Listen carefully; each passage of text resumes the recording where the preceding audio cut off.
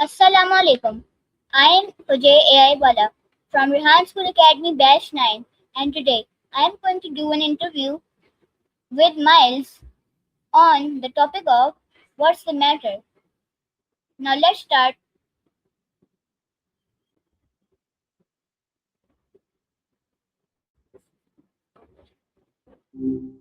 Hey, what's up? Assalamu alaikum, Miles.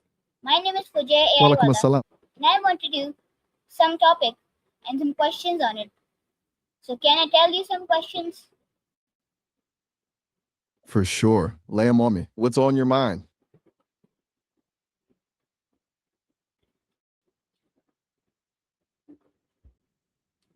Can I tell you some questions?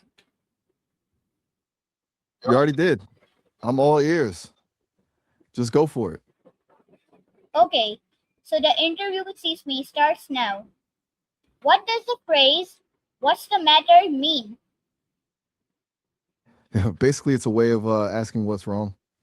You use it when you notice someone looks upset, stressed, or just acting a bit off and you want to know what's bothering them. Very straightforward. You know what I'm saying? So you are answering that it is a caring question that people ask when they notice that someone seems upset, worried, or troubled, right? Exactly. It's less about the facts and more about the vibe. Basically, letting the other person know you've noticed they're not 100% and you're down to listen. Okay. Now, why do people become concerned about others? Honestly, it's just that human instinct to connect.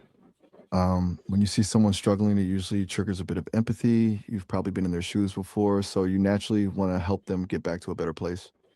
It's kind of what keeps things from being totally cold out there. You know what I'm saying? So, Okay, right. you still with And me? what are the common signs that someone might be worried? It usually shows up in the little things. Like they might be quieter than usual, or maybe they're fidgeting, tapping their foot, biting their nails. You know the drill. Then there's the look in their eyes, that distant glazed over stare where you can tell their mind is a million miles away worrying about something. Some people get restless and can't sit still, while others just seem completely drained. You ever notice someone doing that when they're stressed? Okay, that's a good You seen it answer. happen? Okay, I mean, it's a pretty universal thing. why do people become concerned about others? We actually just touched on this, but to dive a bit deeper, it's basically empathy. It's that internal mirror we have where seeing someone else in pain or stressed out makes us feel a version of it too. Naturally, you want to fix that feeling, not just for them, but for yourself. It's what makes us social creatures instead of just robots living in separate boxes. So you're saying that basically humans naturally care about the well-being of family, friends, and even strangers, right? Spot on. It's that built in drive to make sure the people around you are doing all right. Whether it's someone you've known your whole life or just a random person at a coffee shop, that instinct to help is a pretty dope part of being human. Okay. What else you got for me? I'm ready when you are. What's Is the it next question on the list? is it always easy for people to talk about their problems? Nah, definitely not. A lot of people keep things bottled up because they don't want to be a burden or they're just worried about being judged. Sometimes it's even hard to put into words what's actually going on in your head, you know? It takes a lot of trust to actually open up. Okay. You mean to say that Still some on the roll? people need time before they feel comfortable opening up, right? You're reading my mind. Trust isn't a switch you just flip. Sometimes you have to feel the vibe for a while before you're ready to let someone in on the messy stuff. Okay. What's What next on the agenda? what should you do if a friend shares a problem with you? First things first, just listen. Like, really listen. You don't always have to jump in with a solution or try to fix everything immediately. Sometimes people just need to know they're being heard and that their feelings are valid. A little bit of that sounds rough or I'm here for you goes a long way. You ever have a time where you just needed someone to listen without giving advice? Okay, that's a good thing. And you also say that avoid judging them, right?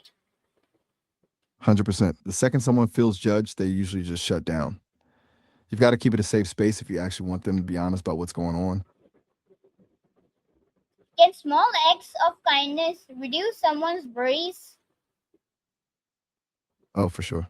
Sometimes the smallest things like grabbing someone a coffee or just sending a quick text to let them know you're thinking of them can completely shift a person's mood. It shows them they aren't alone in their head with all that stress.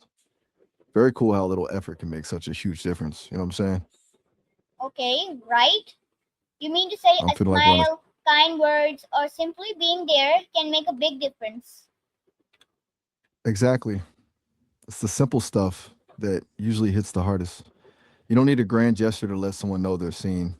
Um, you got any more questions for this interview, or are we wrapping up the list? I have more questions. Why is empathy important when someone is concerned? Because without it, you're just reciting a script. Empathy is what makes the other person feel like you actually get it. If you're just asking what's wrong, but you don't actually feel for them, they can tell. That's the difference between someone feeling supported and someone feeling like they're just a problem to be solved. It builds that bridge of trust. You know what I'm saying? Okay, that's the right thing. That's the right answer. Glad we're on the same. I'm just keeping it real. What's next on the list? What can we do to manage our own concerns? First off, you got to get it out of your head, whether that's writing it down, talking it through with a friend, or just venting. When it stays trapped in your mind, it usually just grows and feels way bigger than it actually is. Then just focus on what you can actually control, let the rest of it slide. You ever tried just writing a list of what's stressing you out to see if it looks less scary on paper? Okay, so the last question is, what lesson can we learn from asking, what's the matter? I think the biggest takeaway is that we're all just trying to figure it out as we go. Asking that one simple question shows that you're paying attention and that you actually care about the people around you. It teaches us that being present and open to someone else's struggle is one of the most powerful things you can do. It's basically a reminder that a little bit of human connection could be a lifeline for someone who feels like they're drowning in their own head. Pretty deep for a short phrase, right? Now, there are the additional main questions that I am asking. I'm Where ready. does Hit me with the them. phrase, What else what's you the got? matter, came from? Let me check that for you. It's a funny thing how such a common phrase just becomes part of the furniture in our language, but it actually goes way back.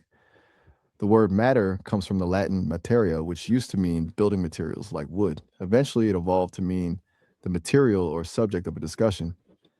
By the mid 15th century, people started using what is the matter to ask about the state of things or whatever was causing a problem. So basically, you're asking what the substance of the trouble is. Pretty All wild right, that a word for wood ended up being how we check in on our friends, right? okay. So basically, a Still got more simple for me? question asked with genuine care can strengthen relationship and build trust, right? Exactly. It turns a random interaction into a real moment of connection. It's like you're saying, I see you.